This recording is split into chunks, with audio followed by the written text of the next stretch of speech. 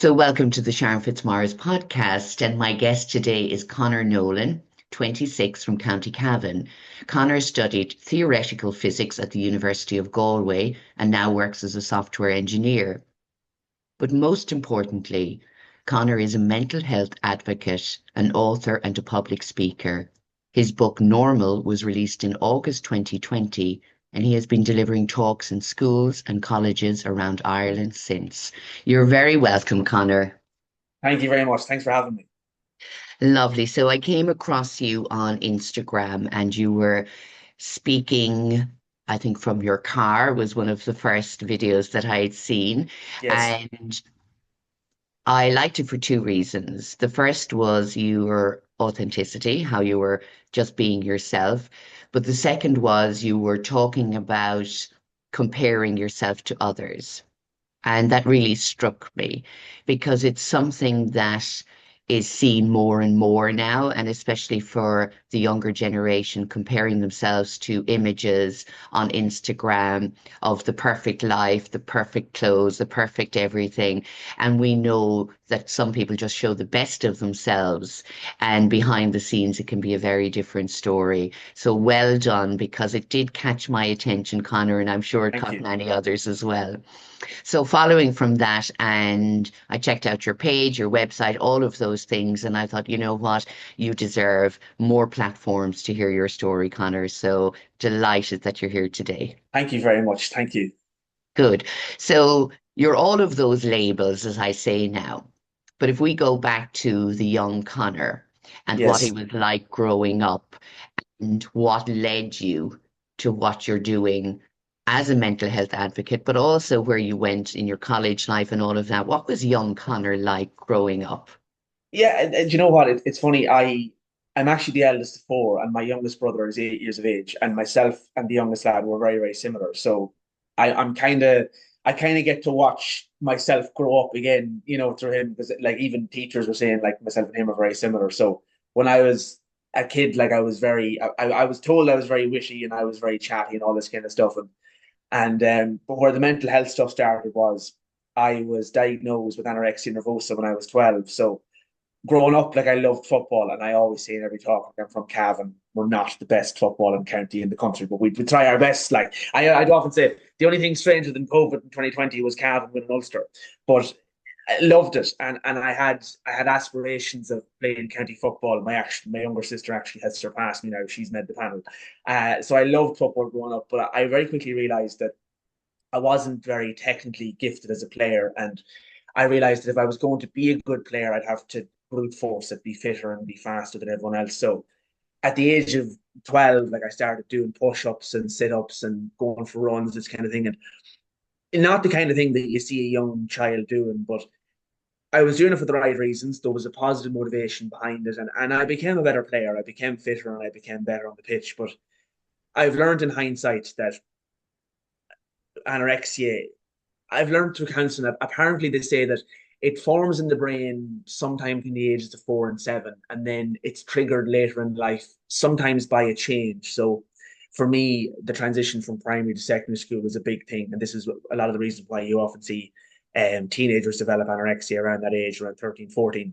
So it kind of sneaks in. Like I often say, like mental illness doesn't just appear; it sneaks in over time, and these thought patterns begin to appear. And I went from being motivated on the pitch and motivated by performance to becoming motivated by moving more, eating less, and weighing myself and looking in the mirror. And these things sort of became of paramount importance. And by the time I started secondary school, I had lost an awful lot of weight. Now I'm very grateful that I got the help I needed and I got back to a healthy weight very quickly. But like I've learned since that anorexia is a lifetime diagnosis, and as a result of it, I've battled a lot with anxiety in my adult life. Thankfully, the body image stuff doesn't bother me as much anymore, but it really has been a lifelong struggle with it. And I suppose what led me to where I am now is when I started college, again, another big transition. My mental health took a turn again. But this time I began talking to friends about it and I began to be a bit more open.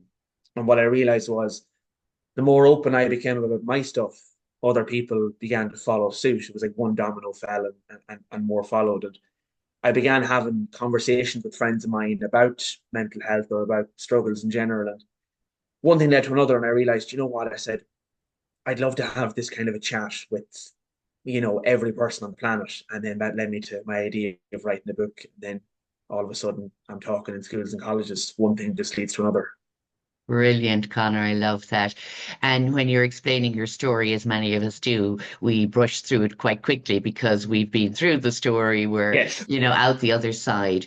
But as a young male in particular, and we mentioned this before we came on live, a lot of young men, you don't hear a lot of young men talking about anorexia nervosa. You may hear them talking about anxiety, the comparison, because we all have different growth spurts, we're all different shapes and sizes. Thank God we're Yes. not all the same. Hi. But do you recall, going back to your younger self? And I know you were doing it, as you said, for the right reasons to get fitter and stronger and, play football.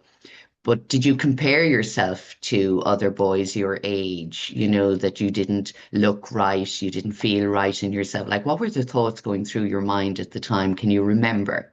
Yeah, like the funny thing is, like, I often say, like, I lost a lot of weight, but I didn't actually have much weight to lose in the first place. I would have been a slim enough child the way it was. And I suppose I remember looking at, like, before I was conscious of the anorexia kicking in. I remember looking at footballers. I remember looking at athletes on television, and this would have been before the social media boom, but you still see, like, the gym was still a thing on television and films and stuff.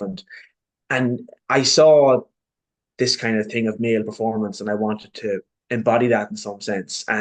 But the way I describe it is, I think that anorexia can take something positive and twist it. So the idea that I got into my head was that to be a great athlete, you had to be as lean and as low body fat as possible, which isn't true, because there becomes a point where that's not helpful. So I got this idea into my head that I had to be absolutely cut to the bone and be absolutely not even be able to do that to be a great athlete. And so I think the anorexia was able to take that notion in my head and take advantage of it. But I don't remember I don't remember comparing myself to, we'll say, my peers or my friends around me. But I remember looking at images on television and wanting to be like that. And when the anorexia really began to kick in, then I started comparing those around me. And then I began, like, it took me a long time to realize, like, when I did lose a lot of weight, it took me a long time to put two and two together and go, okay, like, I'd see photos of me beside my peers and go, okay, I'm a fraction of their size. Something is wrong here. So anorexia is very good at, I suppose, putting the blinkers up and distracting you from the fact that you are in bad health and physically you're in danger. And it took a lot longer than it should have for me to realize that. Mm. Yeah, it's really interesting. And when you're talking about, looking at images on social media or on the television, how as a young person you could be so influenced by what you should look like, or this is what it's being promoted, this is Yes, a healthy body image or a healthy body weight. Now, also, and again, if we're looking at social media, because I like to see both sides of it, I like to bring the balance in. yes, So again, it's where we can get fixated, but there is a healthy balance because now you're seeing, sports stars, they're all different shapes and sizes, all different ages, and it's through right across the board, television stars, celebrities that sing, all of those things, and they all have a different image and a different body type.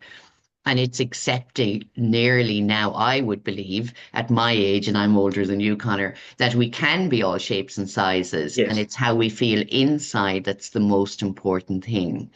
But looking back to your 12-year-old self, if somebody said that to you, an adult, and said, but Connor, you're just going through puberty, there is natural changes, and, you are growing into the man you're going to become, and that there are different shapes and sizes, would you have believed it?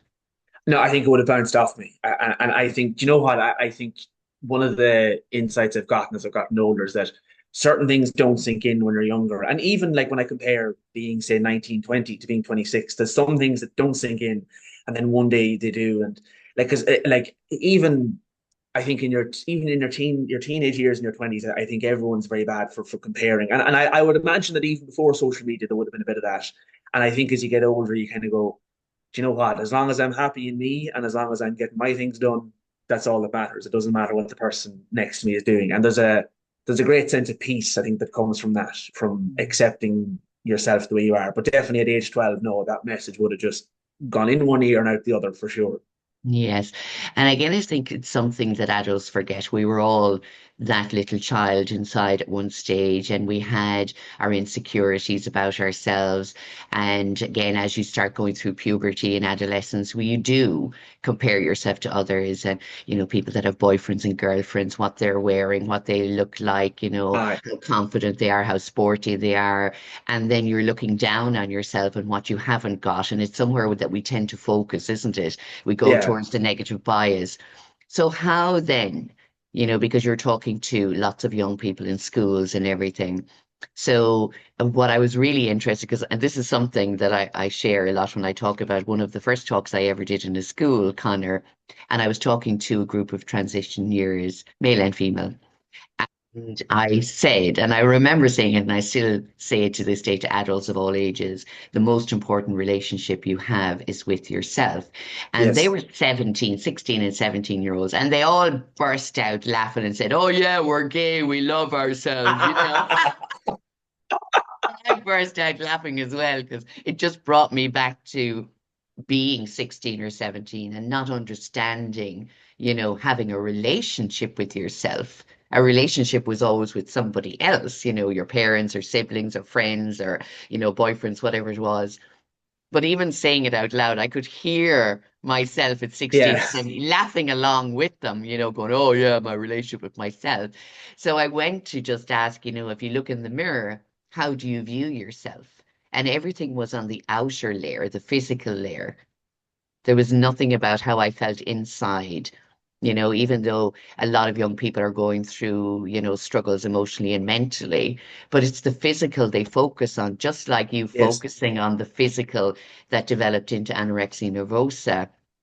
What are you hearing now from young people when you go and speak to them? Yeah, because when you say there about relationship with yourself, one thing I often talk a lot about, even on social media, is our internal dialogue. And I think, like, personally, I probably wasn't aware of my own internal dialogue until I got to like, even into my 20s. Like, when I look back at when anorexia kicked in at age 12, 13, I can see now that that was a very big flaw in my internal dialogue and it was the illness interfering with it. I can see that now at 26 and I can even hear it now in my own head. But at the time, I think there's a certain level of self awareness that you don't have as a child or a young adult to sort of sense that internal dialogue. And I suppose the one thing I have noticed with with my talks, I only talk to say TY and up because I have spoken to the younger years, but I find the message goes over their head. And Mm.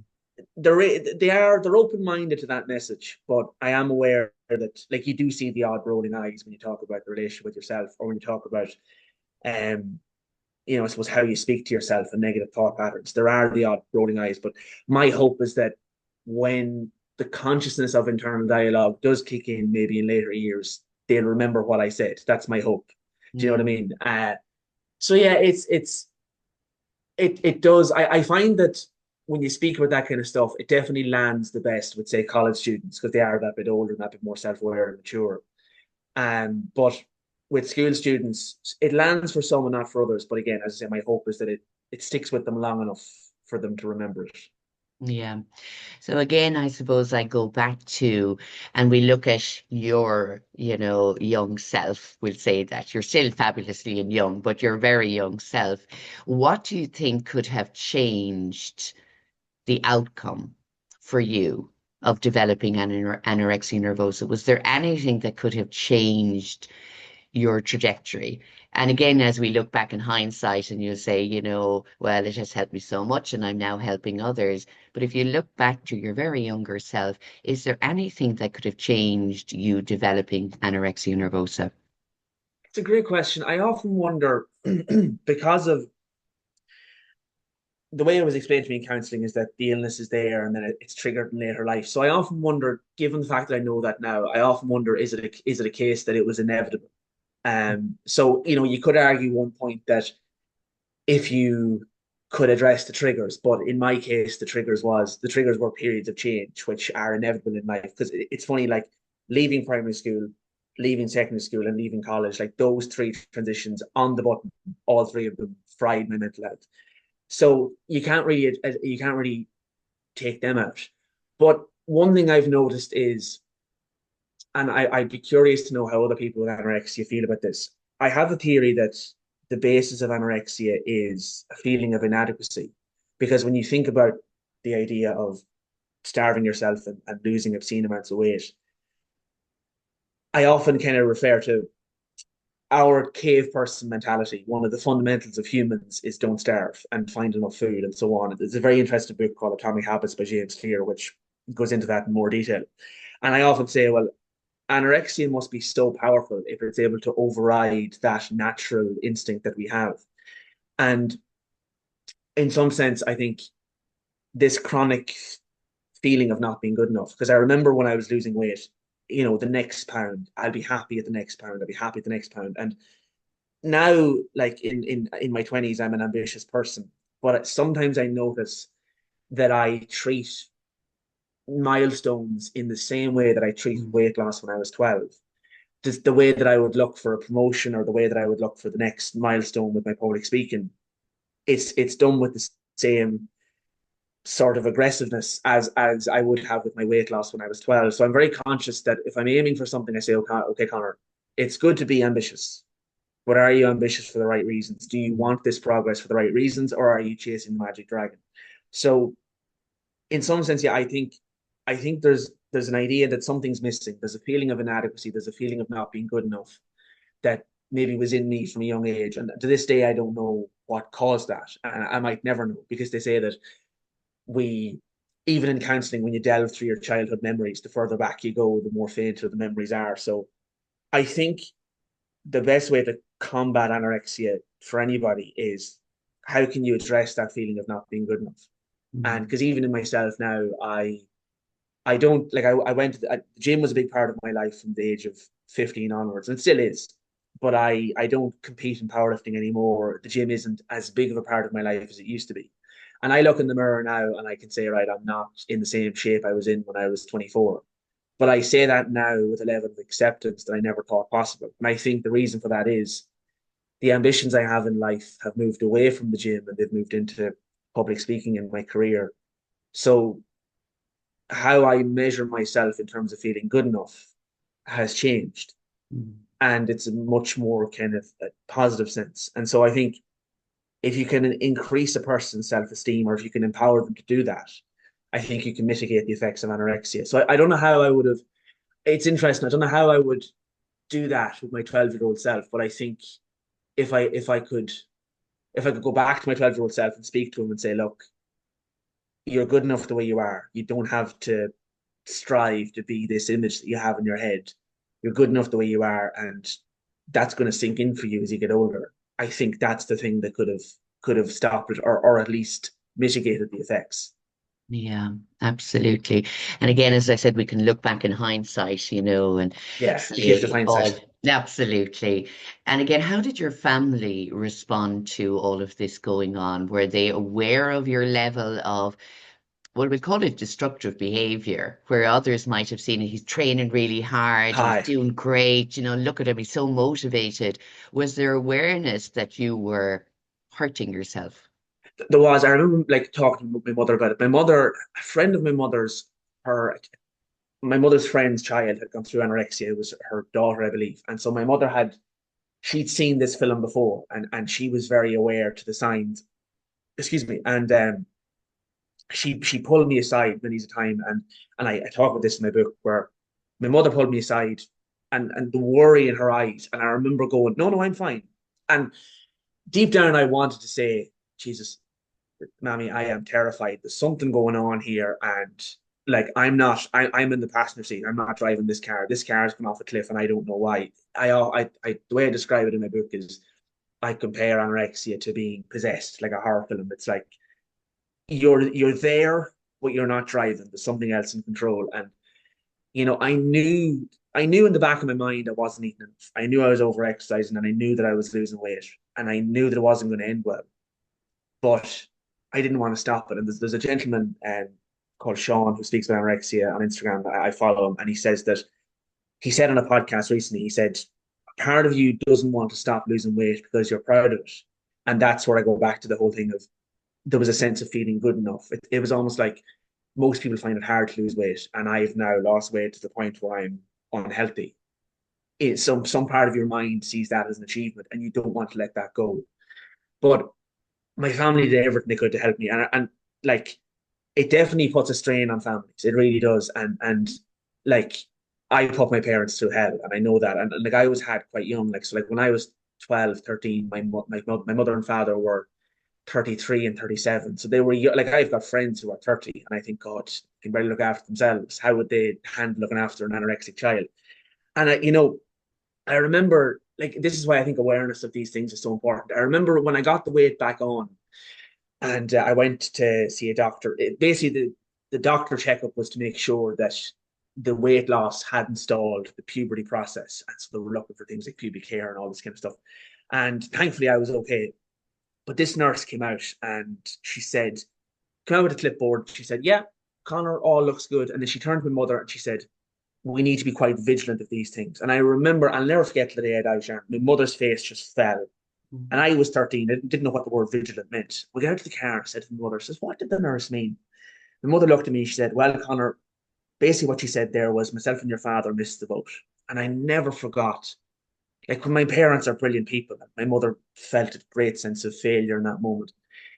I wrote my book 8 years later, and before my book was published, I gave a draft to my mother and my aunt. My father wouldn't be a reader, so there's no point giving him the draft because he just doesn't read. So I gave a draft to my mother and my aunt, and I said, look, I talk about very personal stuff here. If anything in this book is inappropriate for public viewing, tell me and I'll cut it out. Because I said, look, if you're okay with it, it can go to the public and that's grand. And I'll never forget my mother ringing me after she read the draft. She said to me, Connor, like, because I described the anorexia so vividly. And she said, Connor, I knew it was bad, but I didn't know it was that bad. She said, why did you never tell us? And I said, Mother, we're not posh, but I call her mother as kind of a piss stick. I said, Yeah. Mother, I says, I didn't have the words when I was 12, but now that I'm 20, I'm able to describe it. And she said to me, she goes, from reading that, it it's clear to me now that nothing was going to save you other than counselling. And I says, oh God, yeah, well, I was a lost cause. No amount of begging me to heal and no amount of feeding me because I grew up in a house where there was food in abundance. My mother would bake scones to bake the band. Like I says, no amount of that was going to help me. And I remembered the relief in my mother's voice. It was as if she could finally forgive herself because it was so clear now that nothing aside from psychological help, which I did get, was going to save me. And it's why in every talk I give, I say parents and family are not to blame. You can come from the most loving, supportive household, and this can still happen. The reality of mental illness in general is that it's a matter of statistics. One in however many people will have anxiety or anorexia, and it's pure bad luck. So that's any parent who has a child struggling. You could be doing the best job in the world, and it could still happen. And a lot of parents need to hear that. So they could see what was going on, but there was nothing they could do, and that's just illustrates the power of anorexia in itself. Mm. Thank you, Connor.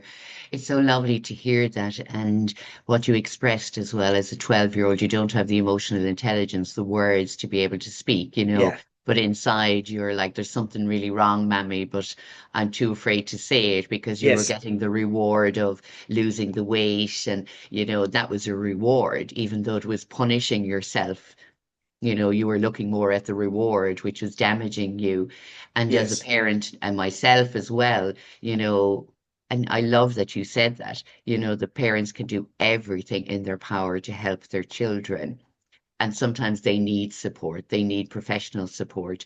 And until that child is of an age where they're consciously aware of what their needs are, only then sometimes can they really heal and recover. Because again, it Exactly. has to be the awareness of it, and that is part of our development and growth, isn't it? Yeah. So looking back and again, as I said, we can look back and say, is there anything you could have changed? Is there anything your parents could have done? But again, in you sharing your story, I think that's going to be a beautiful cushion almost for parents to say, I am doing everything I can. But to me, it's to say I need outside support to support my child, that you're not a bad parent if you need some Yeah. professional help. It's funny as well. I think it also goes to show the the the dichotomy, I suppose, between mental and physical health. Like I always say, mental and physical health are so intertwined and so related. If your child broke your leg, you'd bring them to hospital. You wouldn't say, I'm a bad parent because I can't put them in a cast. You say, right, doctor or the surgeon can handle this. I can't. I'll bring them to it. But when a child struggles mentally, we go, I'm a bad parent. It's like, no, no, it's the brain is an organ, just like the leg, or just like the leg is a body part or the stomach. You can't operate on your child's kidney. You know, you can't fix a collapsed lung, just like you can't fix a mental illness. There's no shame in bringing your child to the appropriate medical professional. And I think that our relationship as a country with mental health, I believe, is improving. And I actually think COVID is a lot to thank for that, because COVID brought the conversation out because so many people became anxious in lockdown. And like when my anorexia kicked in, this is back in 2011, that relationship wasn't there. And like the words go around the town, and people be talking. And like I remember that phrase, oh, he's not well in the head. And like I laugh at it now. I go, oh yeah. And I laugh at it now and I go, the fact that I'm not well in the head is the reason I'm a public speaker. If I was perfect, I wouldn't be doing what I'm doing. But I think parents have to remember the brain is an organ.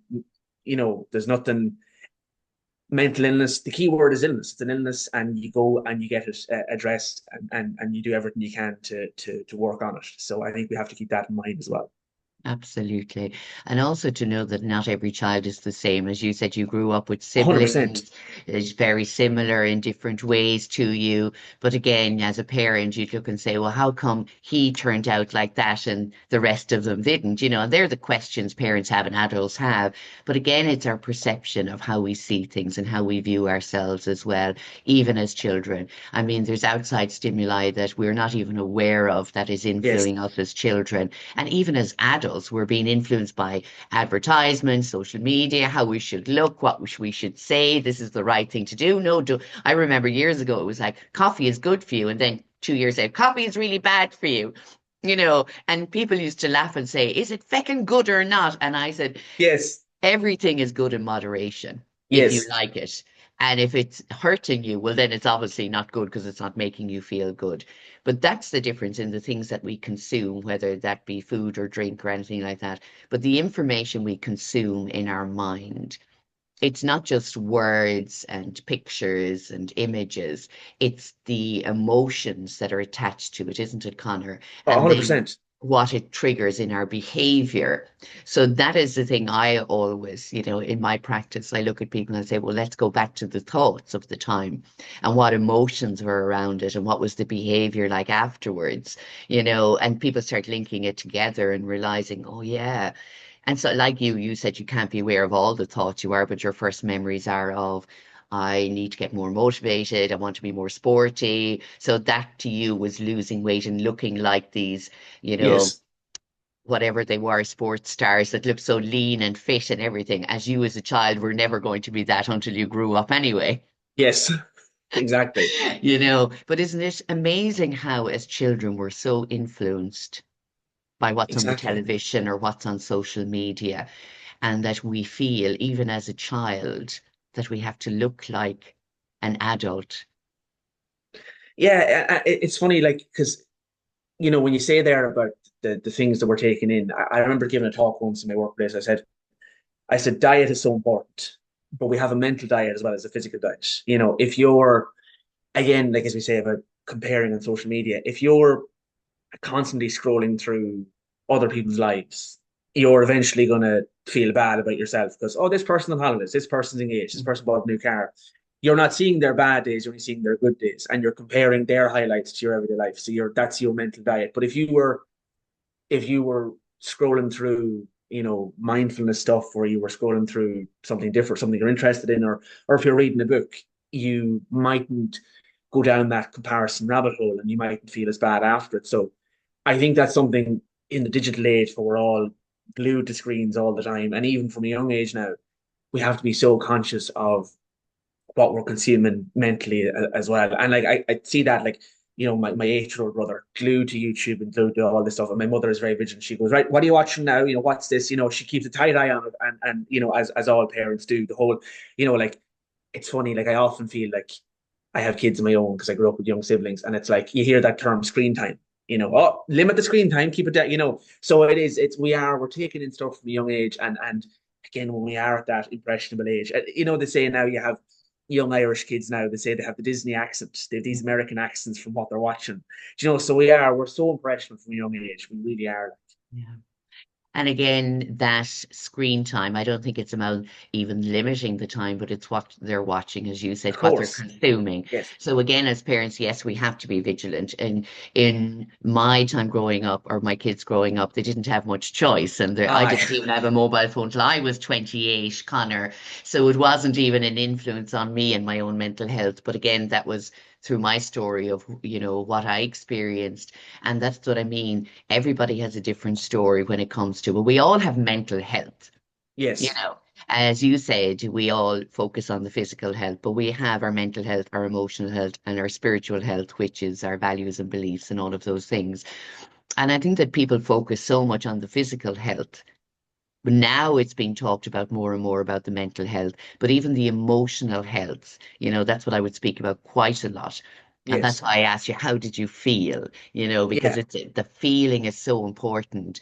And even recognizing now as a 26-year-old man, you're very open now and authentic when you're speaking and even on your own social media. It's like how it made you feel. Because that Yeah. feeling is what you remember more so than the thought, isn't it? Yeah. It's funny because I like there's a TV show I'm a big fan of called Suits, and like when you go back to the whole thing of men not talking as much, the main character Harvey, he's this very successful lawyer, and he's this kind of bulletproof, never nothing can rattle him, but he ends up having these panic attacks, and he's sitting in therapy, and the therapist is saying to him, "How did this make you feel?" And the moment he's asked that question, he rolls his eyes. He's happy to say what happened, but the moment he's asked, "How does he feel?" he rolls his eyes, and I think a lot of men fall into that. They go, "Oh, how I feel doesn't matter. It's what happened that matters." Like, no, no, no, no.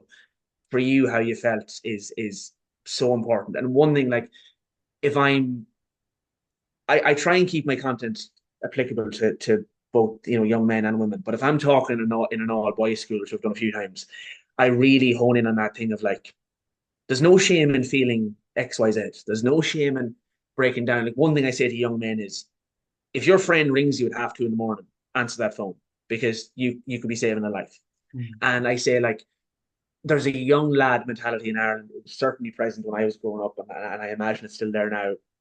The kind of hard man mentality of not wanting to show weakness in front of your friends or in front of the opposite sex or whatever it is. And I say, lads, that's a very, very destructive sort of mentality. And I say, look, I'm someone now who's grown up, and I can look back at that time in my life in hindsight, and trying to hide your feelings and trying to pretend like everything's okay when it's not is doing more harm than good.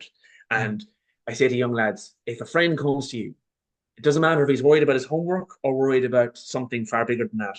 Listen, Mm. don't dismiss how he's feeling. Don't roll your eyes. Don't say, cop on. You've no idea how, even though something might seem small to you, it could be a big issue in that person's head. And the old phrase, a problem shared is always a problem halved.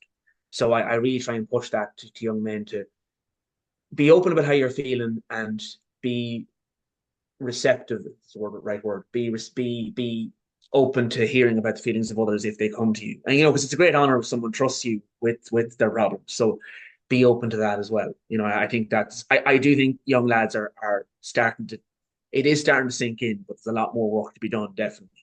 Yeah.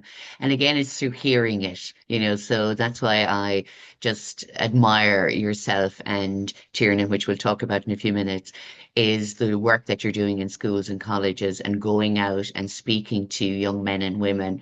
Because I know you say they may roll their eyes and some may take it in, but I think everything that's heard, there's parts that are heard and they may not think about it or they pretend not to think about it, but they may have that conversation with their friend or their Yeah. parent when they go home and say, this fellow was in today and he was talking about anorexia. Did you ever hear that, mammy or daddy? You Yeah, know, yeah, and just even that conversation, they mightn't understand everything emotionally that you're saying to them, but maybe they'll have that conversation with someone they know. yeah, And one of the things that I always, and you have just said it there, and I stress is whenever anybody comes to us and they have a problem, whatever that problem is, we don't have to fix it. We just yes, simply have to listen and be there. And I think that's something, that young people sometimes feel like, well, I can't help them. They were stressed about something and I didn't know what to do, so I avoided them. yeah, Yeah. So again, and I would have said it to my children or young people I've worked with, if you don't know how to support the person, you speak to a trusted adult in your school or your family or an older sibling or somebody, and you ask them to help you in how you can best support. Because again, sometimes by saying it to somebody else, that adult, like, a teacher, the teacher will then be able to help the person yeah, correctly. Because how, as young people, are we supposed of to be able to course. support our friends? You think back to Yeah, yourself now and how you're trying to deal with your own stuff. Don't mind somebody else going through it. So again, it's being saying it's okay if your friend's problem or your brother or sister's problem is so big and you're worried about them, instead of holding the worry, go and speak to an adult. They might be a little bit cross at you at first, but in the end, they will thank you. of course, yes. Yeah.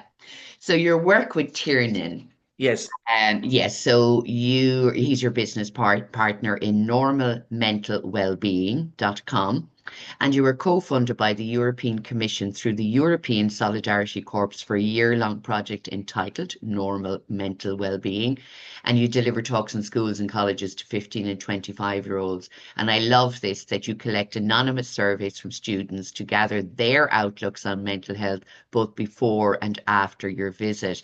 I love that. What have the surveys been like, Connor? very. One of the questions, just when we mentioned physical and mental health, one of the questions is, um, how do you view mental health in comparison to physical health? So is mental health less important than physical health, equally as important, or more important? And one of the biggest things we've seen so far is before we come in, people say that mental health is less important. And then we see this massive jump after the talk to saying that mental health is equally as important. And to be honest, if that was the only question we had on the survey, just seeing that one come in is a big win for us. But yeah, the feedback has been brilliant because we've been given talks for a long time before this, but this is the first time, like, and people would come up to you afterwards and they'd say thank you or whatever the case is. But this was the first time that we were actually getting direct feedback, and some people were leaving paragraphs of explanation saying, "God, I like this because of this, and this really got through to me because of this reason." And so it's been very very positive now, and we're very grateful to everyone to taking the time to fill in the surveys and all that.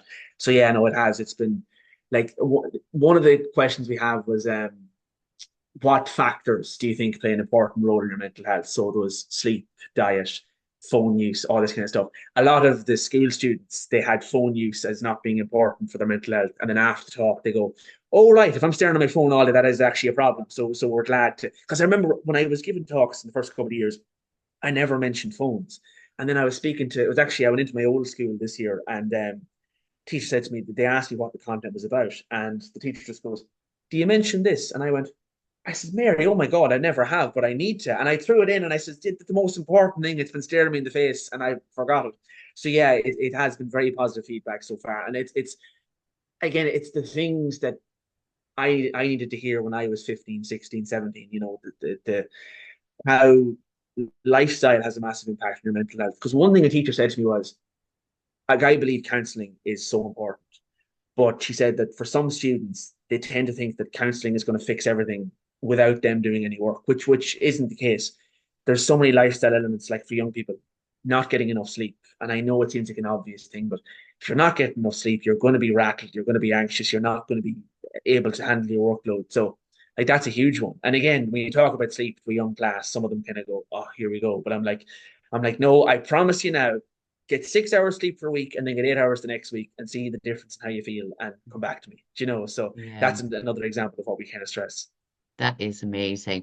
And again, it's the awareness. That's why I really respect both you and Tierna going and doing this work and talks, because you are young girls, so you're closer to age and to the people you're speaking to as well. So they look to you more kind of, they'll still look, ah, he's old, don't Aye. mind somebody, you know what I mean? But they're still looking at you and you're kind of still speaking their language and they're looking at you and the awareness of it. So again, this is so important to speak to more younger people, to catch them really in the school environment, because that's where you're going to Yeah. get them, isn't it? And Yes. I know they might have to say, "Oh, I have to go for this old talk," but it's a free class, and whatever way Aye. they look at it, to their friends. But the survey really shows where their awareness was before that, what you made them aware of during the talk, and how it has changed their perception on different parts of their well-being, whether that be physical, mental, emotional, or spiritual. If they even think about that, they probably think about religion when they think about spiritual. Aye. Yeah. Yes, indeed. So again, I love that. So anywhere we can raise awareness for young people, we shouldn't Absolutely. expect them to be aware. As we said, we don't come out of our mother's womb and walk straight away. We have to learn Aye. and develop, don't we? And through Yes. all of our years, we have to learn and develop, again, developing that.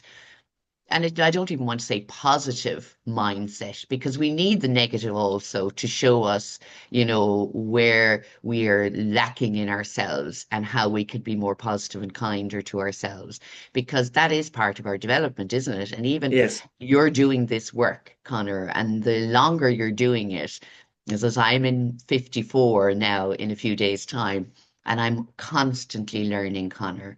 When I started out doing the work, it was to help myself. And through that help, then it developed into helping other people. But all of the time that you're helping others, you're learning constantly how you Absolutely. can share more information, what's really important. And that can change depending on the energy of the group you're working with, the age groups, the people you're speaking to. And you're going to see that throughout your life. But what I love the most is the survey. I love that you're asking the young people their opinion on what mental health means to them, because the more we listen to young people, how they perceive it before and after, what they believe is important, what else can help them, only then can we keep gearing towards those kind of conversations, what it is that we can put out there on social media. I don't think any teenager watches television anymore, because it is Aye. all, it is all YouTube and everything else. And that's the other thing people were talking about, the news, and they put out ads for safe driving and drink driving and all of that. And I said to my husband one night, I said, but they're aiming it at who? Because young people Yeah. are not watching the television. They're not Yes. watching ads. Ads. They flick onto their YouTube. They flick onto Instagram. So again, Yeah. it's how you can target those safe messages or supportive messages to young people through the means that they want, which would be YouTube, Instagram, TikTok, Snapchat, whatever it is, and Yeah. developing that more, because the days of a child or a young child sitting down watching television, watching a program that their parents watch is really kind of gone, isn't it? Yeah, it's funny you mention ads. I think my generation were the last to remember what it was like to watch something, try and make a quick cup of tea while the break was on, and then come Yeah, back. Like, if you said to, if I said to my 8-year-old brother now, like, "Oh, will you go out there during the break?" During the what? It yeah. doesn't. They don't exist anymore. Like, yeah, No, it is. And that's what I mean. That's why we have to change the language yes, ourselves as we're speaking to them. We have to listen to what their language is, and we have to keep adapting constantly. And that's changing, especially now with the digital world. It's adapting so fast. And one of the scary things that I heard, and I think it was from an Australian program. Don't ask me the name now. I'll try and remember, Connor. But it was a young 14-year-old who yeah. was having trouble making friends or feeling bullied in school. So he made friends with an AI character, Oh, like here a we go. Right. cartoon character, Uh, and fell in love with this AI character and started isolating even more and spending longer and longer time with this. And because he was being bullied and he had no friends, his mother assumed this was just a person. that he was kind of like pen paling, if you like, over, Yes. the digital world. But the AI became very destructive in his life to the fact that he said he didn't feel like being in this world any longer, and the AI told him to leave it so that he could be with her. Oh God. Okay. Yeah, that's another like because funny, like in my line of work, you hear about the positives of AI and how it influences business and all these things, but there's that destructive side of it as well. And that's, as you say, it's that impressionable age when you really are vulnerable to these things. And yeah, like and again, for parents, how do you even combat that? Where do you even start? Like it really is. And even for me, I'm only one generation ahead of it. It baffles me even thinking, where do you start? What do you do? Where do you go with it? And the unfortunate thing is that side of things is only going to get worse because AI is the kind of thing that's constantly developing. Like we've saw, even in the last 10 years, software has developed incredibly, from the first iPhone to the iPhone we're at now and all this kind of stuff. And it's terrifying. It really, really is. And like, it's terrifying to me who works in the software world. I can only imagine to a parent who mightn't be tech savvy how terrifying it is for them, really and truly. Yeah. So that, and I brought that up not to be a complete downer, but that is the reality that our Yeah, young of people are course, facing. exactly. And Yeah, we can talk all the talk in the world, but again, it's who they're interacting with online. And as parents, yes, how do we monitor that? How do we keep our children and our young people safe online? So again, I think as you're doing your talks, that is going to be another huge thing that you're going to have to bring in the awareness of that. And that again, I've heard of people even saying, oh, I use AI when I'm having, these are adults, when they're having a bad day, they type in something to AI and AI responds with something soothing and comforting to them. Isn't it a strange world it where we're is. looking to AI to comfort us and not another human being?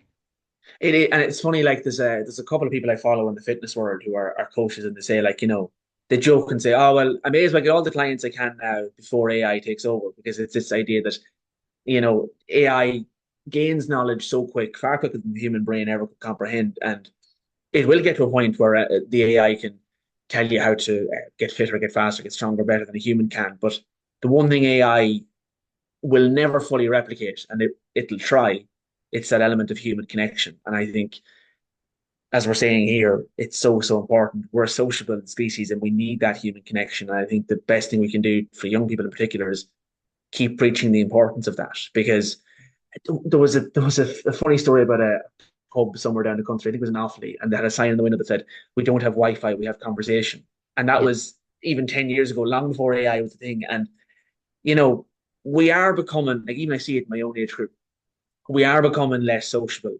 And there's the whole debate about, is online dating making that even worse? Because the days of going up and talking to someone in a pub are Yeah. kind of dead as well. And it we need to go like we need to go back a bit. We've evolved too far, it seems. We have to pull it back. And I think we have to just keep preaching the importance to young and older people that human connection can never be beaten, whether it's in terms of feeling better, in terms of you know, because even it'll probably get to a point where we'll have AI doctors. And personally, now I wouldn't trust that. I'd rather go to a qualified physician, But not everyone's going to have that kind of skepticism. They're going to go, "Oh, should the AI knows as much as the doctor?" It's like, yeah, yeah, but that's not the point. It's there's certain elements of human judgment and human clarity that AI might never have. So we can only pray that it never has that. So I think, yeah, we have to keep preaching that importance of human connection, that's what really keeps us going. Absolutely. And even when you were talking about the online dating, sure, recently we heard about the two Johnnies and being Yes. catfished, and how, again, and my son is 25 now, and he said, I would not ever do online dating again. He said, you don't even know if you're talking to that person, that Yes, photograph. completely. Yeah, so hopefully that awareness is even making young people your age, to say, Jesus, who am I talking to? I could be Yeah. sharing all this intimate information, pictures, all of that, and I've no clue that it's actually even the person I'm talking to. It could be anybody. It could be a group of lads messing or a group of women messing and seeing who they can violate. So again, it's that awareness is, and again, it comes back to there is nothing like meeting another person face to face or even having a course. conversation on the phone, which my two grown-up children tell me think it's so funny that they don't talk on the phone. What are you talking about? That Yeah, that's even gone. So many things have changed, but we have to adapt with it. But also, just as you said, the most important thing is to keep reminding our young people to get out there to be themselves. And even if they don't feel like they're the same as everyone else, great, you're unique, great. you're Yes. different, celebrate that. And again, if you need support, that you'll always find someone that will be there to offer you Yeah, that empathy and compassion and to help you. Connor, it has been an absolute pleasure chatting to you today. absolutely. Thank you very much for having me. Thank you. Oh my God, it was lovely. As I said, this conversation could last for hours because there is so Indeed. much, isn't there? But Yeah. yeah, it's just been amazing. So people can contact you through www.normalmentalwellbeing.com, and you're on Instagram, Conor Nolan. And you also have the Normal Mental Wellbeing Instagram page as well. And your book is Normal. And Yes, can they indeed. get that on the website or can they contact you? Amazon, Amazon is the best place. Amazon's the Lovely. worldwide distributor. Yeah. Very good. Well done Thank on you. everything, Connor, that you've done so far. As I said, you are on this beautiful journey yourself of helping and sharing and spreading awareness. And I know that you're going to grow in strength and strength as well because you're doing such beautiful work and that'll ripple out everywhere. So I wish you continued success. Thank you very much, Sharon. Thank you. You're very welcome. So thank you to Connor Nolan. What an amazing conversation with Conor Nolan. So, as I said, please do go and check him out on his website and the work that he does and all over social media. I will be posting the links in the show notes and you can follow him from there or connect with him. So, thank you again to all my listeners. I really appreciate your support in listening, first of all, but in sharing these important conversations with your friends and family. And this podcast is brought to you by Retreats Ireland, and we will be bringing more and more beautiful stories of inspiring guests to you in the future. Until then, take care of you.